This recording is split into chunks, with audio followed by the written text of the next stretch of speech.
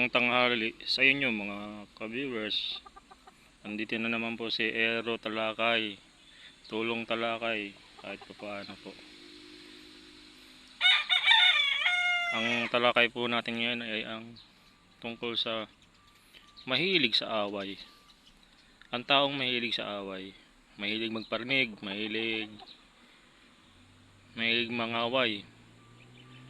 Alam nyo, meron talagang ganyan, maraming ganyan mga tao. Lalong lalo na yung sa muka, nagre-reflect sa muka ng tao. Meron din ganun, parang binibase sa mukha rin talaga. Pag mukhang masungit, mukhang talagang daragdag talaga ang ang pagiging may iniisin niya pagkahilig niya sa away.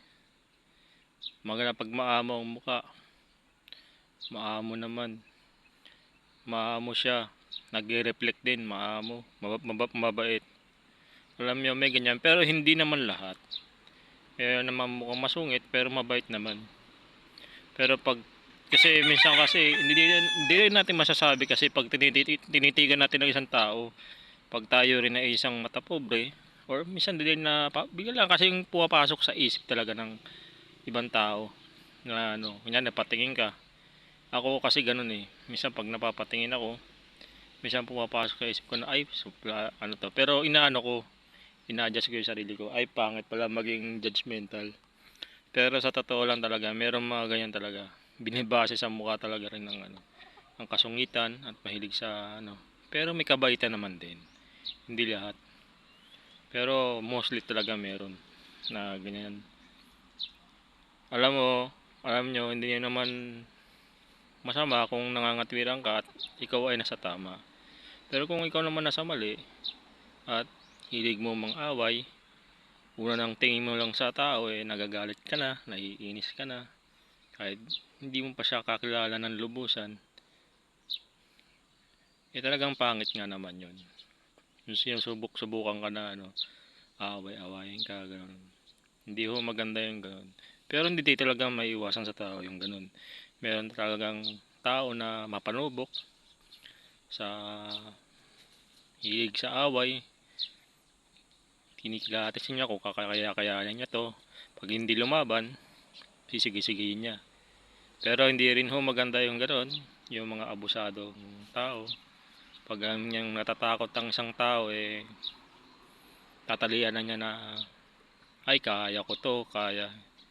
Hindi ho maganda yon.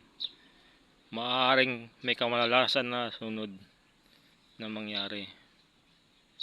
Isang number 1 na talagang kamalalasan na karma na dumarating sa mga ganon, lalo kang binibigyan ng mapagmatigas na puso.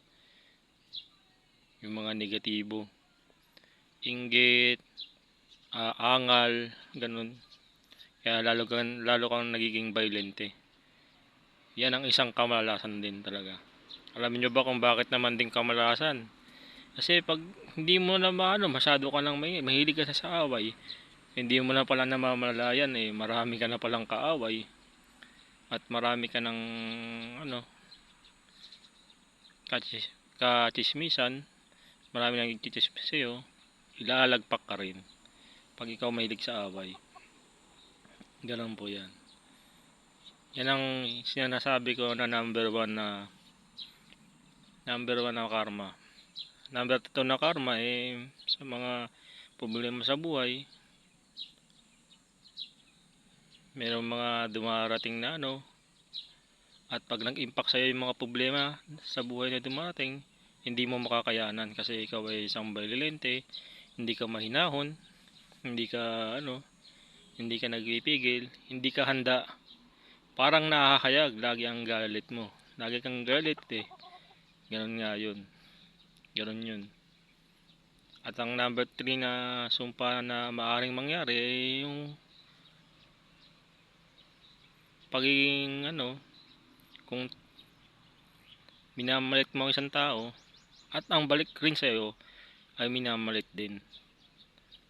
Parang example dyan sa mga boxing, minamalit mo na mapapataob mo yung kalaban, ikaw pa ang napataob. Parang gano'n yun.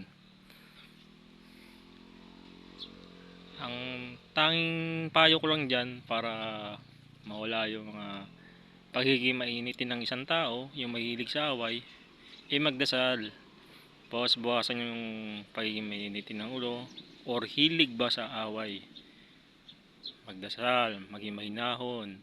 Laging sabihin sa Panginoon na tulungan po ninyo ako na maging mahinahon po sa gitna po ng diskusyon sa paglalakad ko po. Bigyan niyo po ako ng smooth sa buhay. Ganun po. Para hindi kayo lapitan din ng negatibo. Kasi isa sa pangunahing kapangyarihan ni Satanas yan, yung hilig sa away.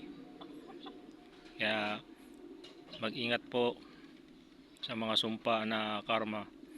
Yan po yan. Hanggang dito na lang po sa inyo. God bless po.